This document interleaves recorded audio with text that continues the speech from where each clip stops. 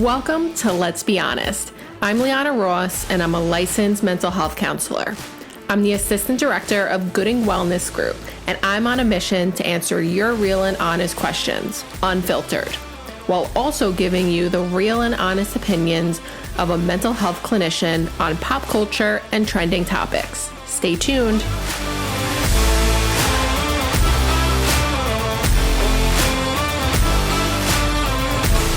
Welcome back to Let's Be Honest. I'm your host, Liana. I'm a licensed mental health counselor, and today we're breaking down some pop culture content.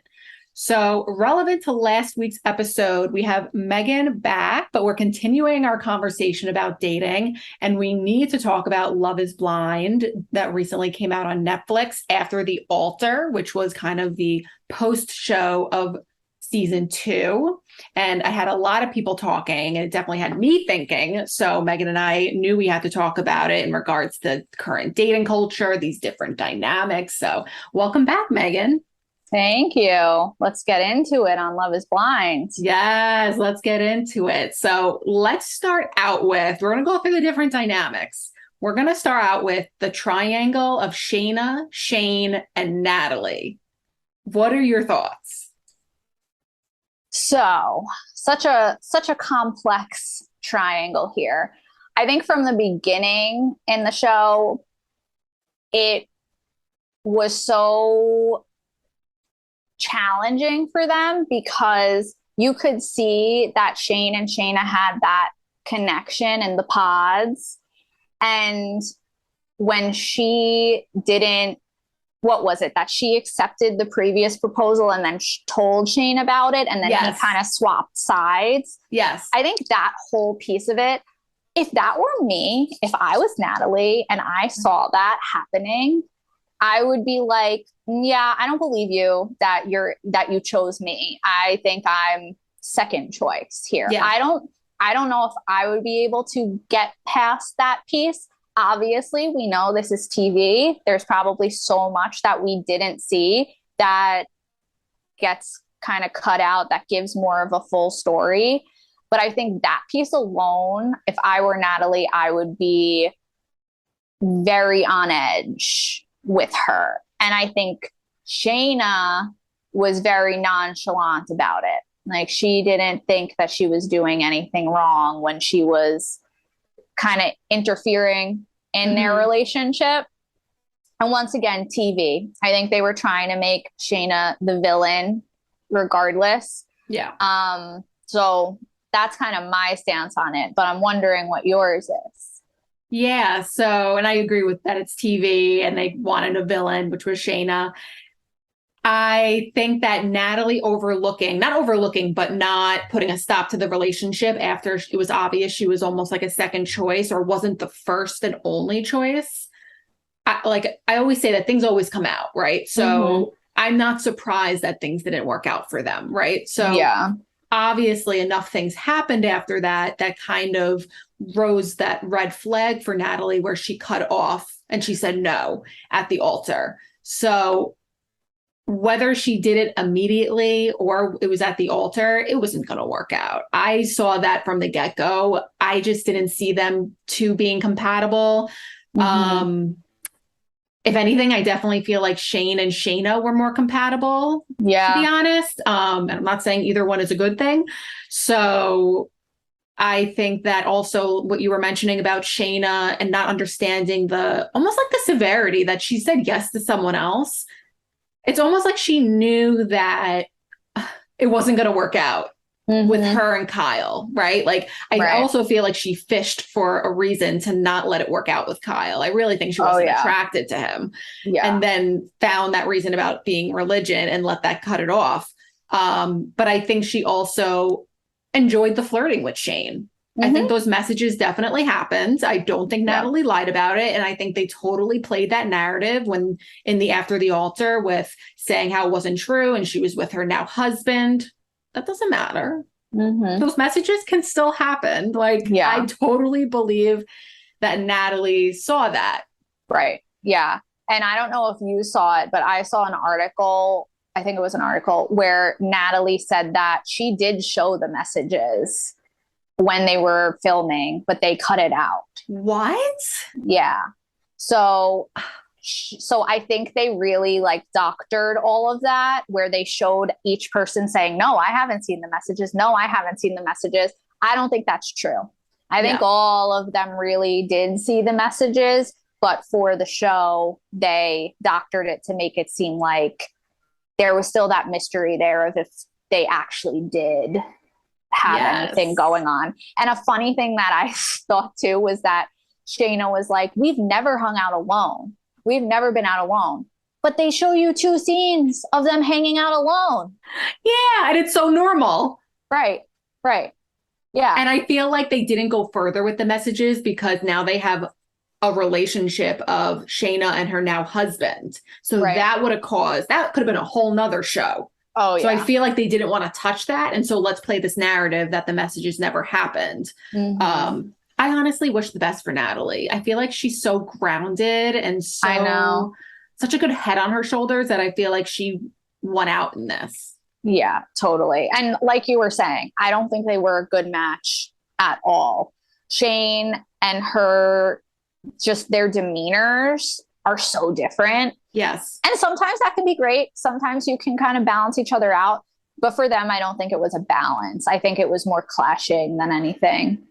You know what I noticed too in the main show of the Love is Blind season 2? They had such different love languages, which is fine. That's totally fine. But it was really playing a role where his love language was evidently words of affirmation. And maybe it came from a place of insecurity. I kind of got that vibe as well. And he was really begging her for that words of affirmations. And she definitely did not give words of affirmations as her love language. So she was kind of like, well, why do you want me to compliment you all the time? Like, what is, and then he would get frustrated with her. And my mind was just like, tell each other that that's what you need and want, like communicate. Just I wanted to jump into TV. Totally. And it seems like Shayna gave him that too. Yes. Even just with like, what was it that she said? Like the only thing I said to him that was like somewhat was calling him like sugar bear or something. I don't know. But some sort of like a pet name. Mm-hmm. And like even just that, like you're saying, is a word of affirmation, right? It's a representation of meaning that love language, even just giving someone a pet name. Yes. So Shayna was doing that for him either way. That's a good point. And even just complimenting his appearance, which is like someone can overlook that and say like, oh, well, people compliment people, but it was meeting his needs in that way. Yeah. Oh, okay. Do you want to move on to another love triangle? Sure. Mallory, Sal, and the new girlfriend, Jessie. Oh, yeah. Which, I'm sorry, that just popped in my head. He was proposing by the end to Jessie. Yeah. Do you even know that girl? Like, what? I know. What do you think about that? Well, their dynamic in general, I feel like I'm trying to remember what their dynamic was like on the actual season. I feel like they tried, like they really did try, and it just wasn't like hitting for them. And after the altar, you could tell that Mallory was just kind of trying to like not make a big deal out of things. And she was clearly uncomfortable, but was trying not to make it uncomfortable for everybody else and for herself. And the way that Sal and his new girlfriend approached it was, I think they were making it uncomfortable when it didn't need to be. Even just approaching her, like the girlfriend approaching her, being like, I was never like worried about you, right?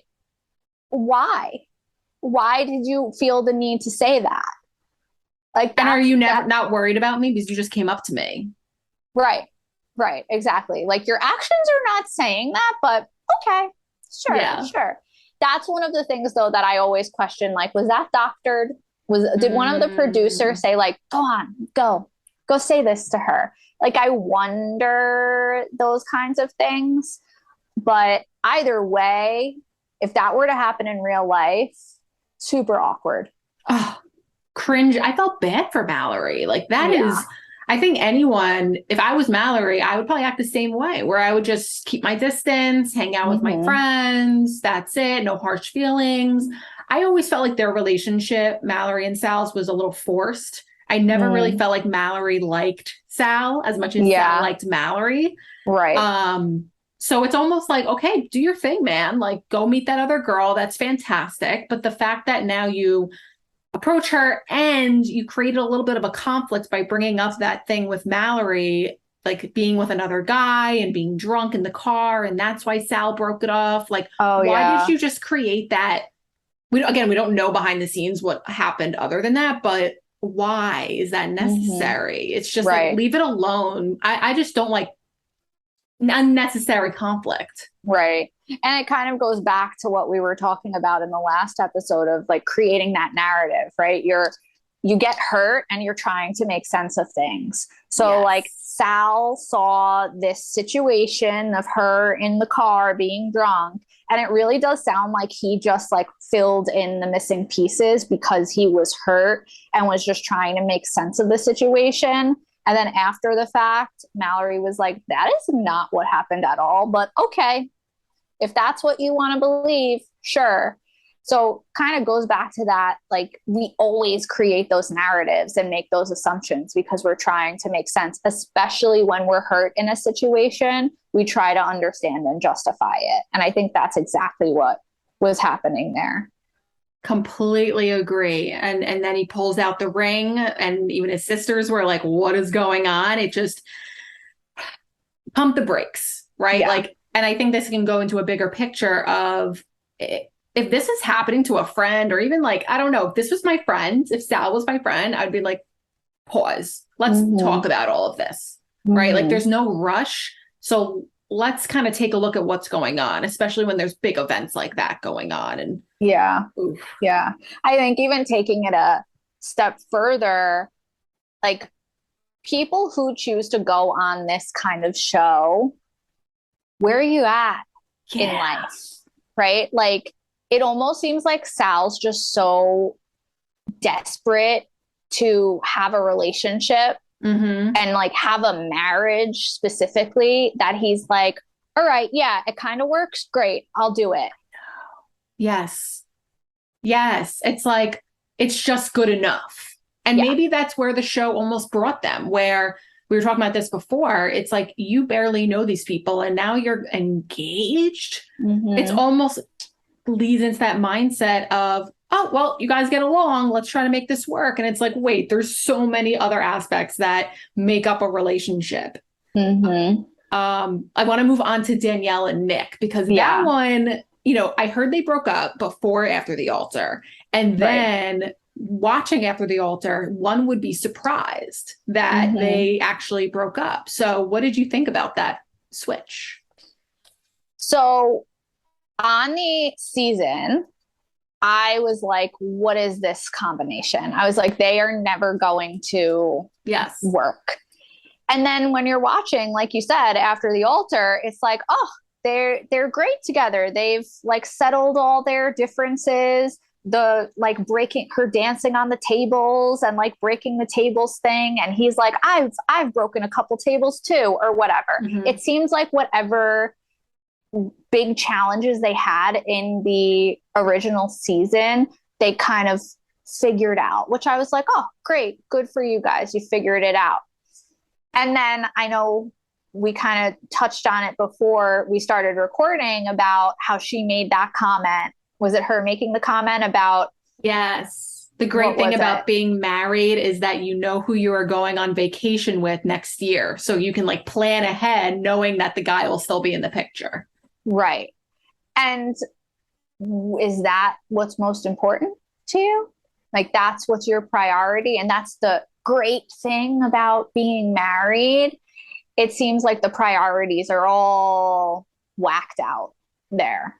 Yeah, I completely agree. My mind went to like, what are your motives here? And if I'm remembering correctly in the season, I mean, yeah, there were so many issues in the main season. I could go on and on, but maybe I'm taking her inventory, but I don't know if her dad was present at all. And like, I wonder what that relationship was like and why there was this desperate need for a relationship. And I know there was a lot of insecurities that she shared about regarding her body image, which I totally understand. But again, I think it's so important, like you said last week's episode, about doing the work so you can understand what you're looking for and why you're looking for it. Yeah.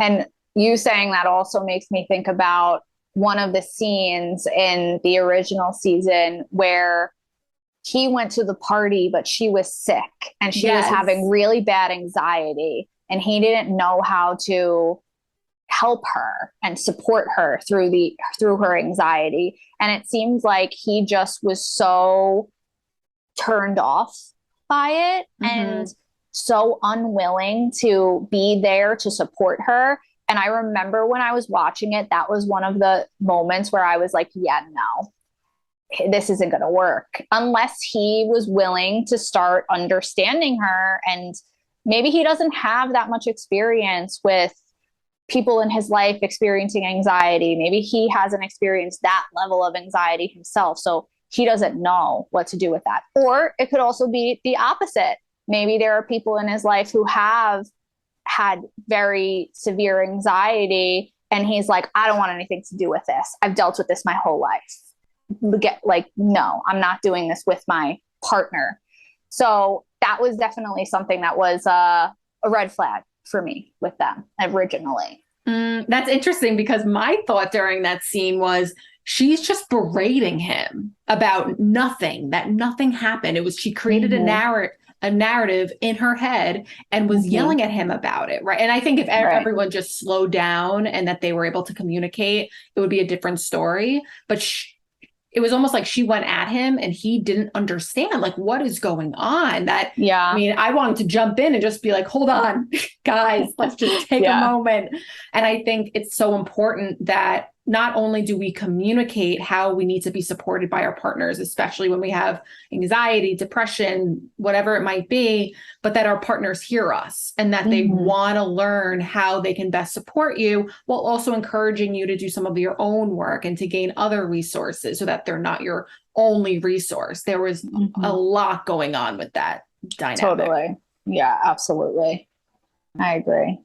So let's move on to the last couple that ended up breaking up, which I wasn't surprised. And honestly, we'll share about it. Liana and Jarrett. Hi, my name is Gordon Gooding. I'm the founder and director of the Gooding Wellness Group here in Cold Spring Harbor, New York. We are a group of mental health providers that offer individual and family counseling here on Long Island. We believe the first step for caring for your mental health is to talk and to learn about it, which is what this podcast does such a great job of. If it has a name, someone else has been through it, and so can you. If you ever need a professional that cares about what you are facing, please feel free to reach out to us. Our counseling services are available throughout New York State through our teletherapy service, and we also offer in-person sessions in our beautiful offices here on Long Island, New York. You can reach us at goodingwellness.com or by calling 631-351-2940. Remember, there's nothing that you need to face alone. Until then, keep listening, be deliberate with your mental health, and keep it honest. That he was stuck in the old lifestyle, which they kind of gave us a little hint of in the main season. And that I was happy people encouraged Liana to go back to the apartment and put in her effort, right? Because like, how could she be somewhere else and expect Jarrett to work on it by himself? It's like, this is a two-part issue. Totally. Yeah. And I think something that's so important when you're looking at relationship conflict is remembering that, it's important to know like how to argue healthily. And I put that in quotations, but it's also more about the repair. So you could have like a really intense argument with your partner, and it's more about how you work on repairing that. That's going to really make a difference in your overall healthiness of your relationship. Of like, is that respect intact? Is both partners taking accountability for their roles? Are you trying to work on coming to a conclusion on the issue? So like you're saying, if she didn't come back, she's not putting in the work to repair things. If he's not taking accountability for his role and being like, yeah, I stayed out all night, and like, I shouldn't have done that. I should have communicated to you. And next time I'm going to do that, and I'm going to be more aware of that. Then it's not going to work. And that goes for any relationship. And I think the key is always being able to give the opportunity for the repair to happen, because in the end, we're all human. We're all going to have our challenges, and we're going to do things that might rub our partner the wrong way. But the growth happens in, are we willing to recognize when something's triggering to our partner and change that and actively make changes? Or are we going to be like, well, I don't really care if this bothers you because this is what I want to do. Right. Are they willing to compromise? Like my first thought was, is he willing to come home at, maybe the first step is 2 a.m. instead of 4 a.m. Right. Yeah. And like, her, like you said, her being present for that compromise, because she's got to be there. And he's also got to verbalize, both partners got to verbalize, am I willing to commit to this change? Am I willing to change these behaviors? Right. Because then it's like, okay, if you're not willing, then now we know. But I like that you brought up about the repair. Did we communicate? Were they yelling at me? Were they being abusive, or were they able to express how they were feeling? And we came to a mutual agreement, whatever that might look like. That a lot says about that. It seems like he was able to take accountability, but it was almost like I didn't feel like he shared the why of like, what was like, yes, he liked to go out and be that party guy, but like, why? Like, I felt like there was a lot of inner stuff that he wasn't expressing. And they did touch on this point about he was in a strict household growing up. And I wonder if that played a role in now his wanting to go out and go party and have a great time, right? Because the more we're told not to do something, the more we want to do it. Absolutely. I think that was a really big factor. And I think he wanted to be at that place in his life where he was ready to settle down and create a family and things of that nature. But I don't think he was actually there. I think he was kind of lying to himself a little bit. And obviously his behavior showed that, right? So that's another thing that I think is so important to highlight: words aligning with actions. If somebody's words are not aligning with their actions, their words don't mean jack shit. So I think that was the big thing there, right? You're saying he was able to take accountability, but he didn't stop. Right. Then right? What? Right. Exactly. And I think that's definitely like a huge challenge in relationships, right? You want to give people chances and opportunities. And it's all about knowing like how many chances are too many chances. And there's no hard and fast rule for that. Right. Right. And that's a tough decision to make, but it's like we were saying before, are we justifying their behavior? Are we making excuses for their behavior? Can we take a step back and recognize that we don't have to deal with this? And it kind of goes into my last girl that I would want to talk to, my girl, Deep D, who has become like this. And this kind of can go into like how social media plays a role with these people being on this reality show, and how it's kind of changed their lives in so many different ways. Because I feel like now Deep D's like, she's written a book, and now she's like this like independent woman who's like, you know, she chose herself. So what do you think about her, I guess, narrative and what she's got going on? First, I love her. I loved her from the first part. And I think her situation with Shake, I cringed for her so much because it was so obvious that he was not treating her with respect, and that it almost seemed like, and tell me if you agree with this, because I also can't really fully remember the original season. it almost seemed like she was walking the line a little bit, where she respected herself and was like, I know I deserve better than this, but also was still kind of like, well, maybe it can work. Like, let me see, kind of like she almost gave him too many chances, I think, yes. when it was very clear that he was not going to give her what she needed. Yes. And you know, it's funny. I remembered this from the reunion when they played back this tape of when he was asking the girls, if we're at a festival, can I put you on my shoulders? Oh my God. I know. Cringe. So cringe. And Deep D's face, you could tell she was like, you could see that she knew it was ridiculous, but yet she answered the question and she kept going. So I do agree with that she half kind of like knew that this wasn't the best, that there were a lot of things that maybe she felt like were not the best thing. And then on the other hand, she was like, well, this checks off these boxes, which is so easy to do. It is so easy to see the green or yellow flags and have them overshadow the red flags. Totally. Yeah. And I think with them specifically, and with Deep D specifically, where it went into for her, who was it with? Kyle? Yes. She was with? Yeah.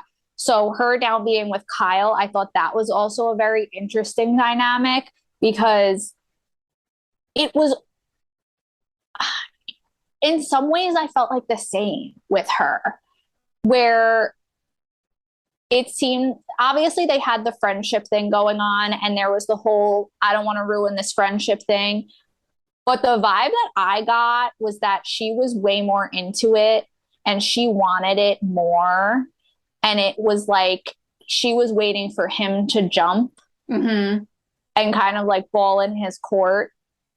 And then once he kind of was like, should we like try this? She's like, yeah, let's try it. So it makes me like want to give her a hug and be like, you deserve someone who wants you and knows they want you with 100% certainty. Yes. I felt like, now that you're saying that, I feel like the thing with Kyle, it was a little selfish of him to be like, well, I don't want to ruin this friendship. And there was someone that said it to him in the episode that made a lot of sense. He was like, well, if you don't move further and she goes off with someone else, the friendship is ruined. Or if you do end up with her and maybe it doesn't work out, friendship doesn't have to be ruined, but at least you know. So it's like, might as well take that chance. And I felt like it was selfish to keep her in that limbo, for the whole thing to be in limbo. It was like, why are we doing this? Right. Totally. And I heard that they did break up. They did. Started dating, right? So I'm curious where that friendship is. Were they able to maintain the friendship after the fact? And I don't even know if it was a friendship. It was more or less like they liked each other and they were flirting and chatting. They were lusting. Yes. Yeah. They were lusting over each other 100%. Yeah. And calling it a friendship.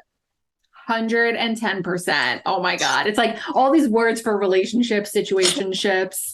It's wild. Well, I'm excited for season 3 and that whole new cast. Are you going to be watching? Yes, absolutely. So Meagan, remind people where they can find you if they want to work with you or learn more about you. Sure.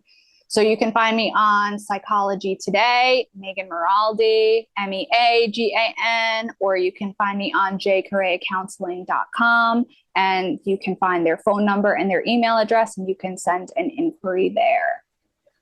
Cool. Thanks so much for coming back on. This was so fun to talk about this stuff with. Yeah, thank you for having me. Of course. And remember, guys, to check us out on YouTube. If you want to send us a question to be answered anonymously on the podcast, you can email it to letsbehonest@goodingwellness.com or DM it to Let's Be Honest Pod on Instagram. Follow me at Liana Ross LMHC and check us out on goodingwellness.com to work with any of our wonderful clinicians.